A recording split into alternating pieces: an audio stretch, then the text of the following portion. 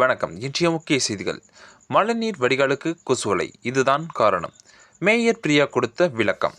சென்னையில் பாதாள சாக்கடையில் கொசுவலை அமைக்கப்பட்டது. இது இணையத்தில் ட்ரோல் செய்யப்பட்ட நிலையில் மாநகரத்தை பிரியா விளக்கம் அளித்துள்ளார். இது குறித்து விரிவாக காணலாம். சென்னையில் அதிகரித்த கொசு தொல்லை. சமீப காலமாக சென்னை முழுவதும் கொசுக்களின் எண்ணிக்கை கணிசமாக உயர்ந்துள்ளதாக பொதுமக்களின் தங்களுடைய கருத்துக்களை தெரிவித்து வருகின்றனர். மழைக்காலங்களில் வழக்கமாக அதிகரிக்கும் கொசு பிரச்சினை தற்போது கோடை காலத்திலும் குறையாமல் தொடர்வதால் மக்கள் சிரமத்தை அடைந்து வருகின்றனர். குறிப்பாக வடகிழக்கு பருவநிலைக்கு பிறகு பல பகுதிகளில் தண்ணீர் தேக்கம் நீடிப்பதால் கொசு உற்பத்தி அதிகரிப்பதாக கூறியுள்ளது.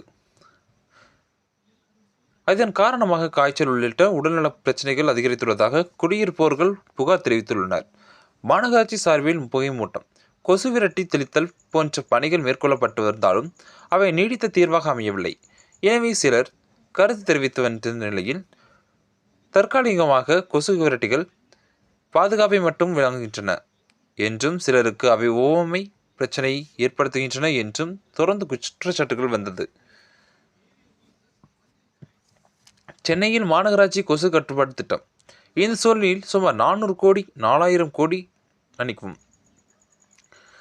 4000 கோடி ரூபாய் செலவில் கொசுக்கள் பெருகும் முக்கிய இடங்களாக கருதப்படும் மழைநீர் வடிகால் குறித்து அவற்றின் திறப்புகளில் நுண்ணிய வலைகள் பொருத்தும் திட்டத்தை மாநகராட்சி தொடங்கியுள்ளது. வடிகால் மூடிகளில் உள்ள இடைவெளிகளில் வழியாக கொசுக்கள் வெளியேறுவதை தடுப்பதே இதன் நோக்கம் என அதிகாரிகள் விளக்கம் அளித்துள்ளனர்.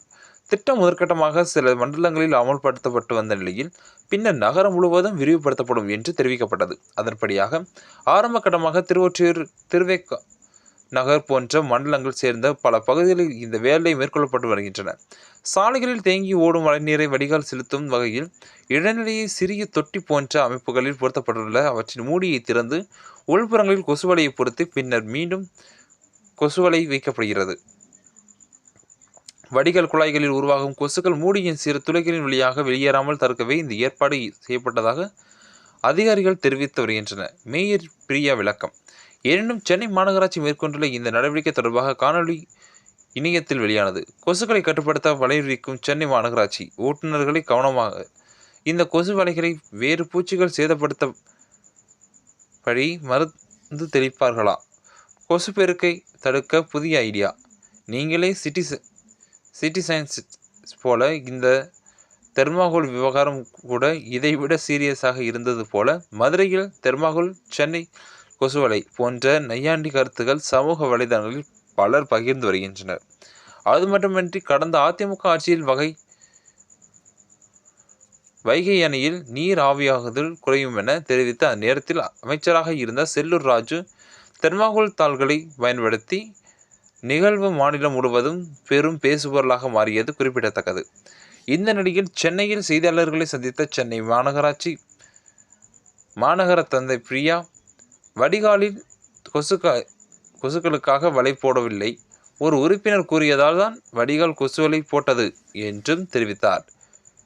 இது அரசியல் வட்டாரத்திலும் நெட்டிசன்களுக்கிடையும் ஒரு பேசு பொருளாக மாறியது என்பது குறிப்பிடத்தக்கது. இது போன்ற செய்திகளை உடனுக்குடன் தெரிந்து கொள்ள நமது நியூஸ் சேனலை இணைந்திருங்கள். தங்களுடைய கருத்துக்களை கமெண்ட் பாக்ஸில் பதிவிடுங்கள். நன்றி. மீண்டும் சந்திப்போம்.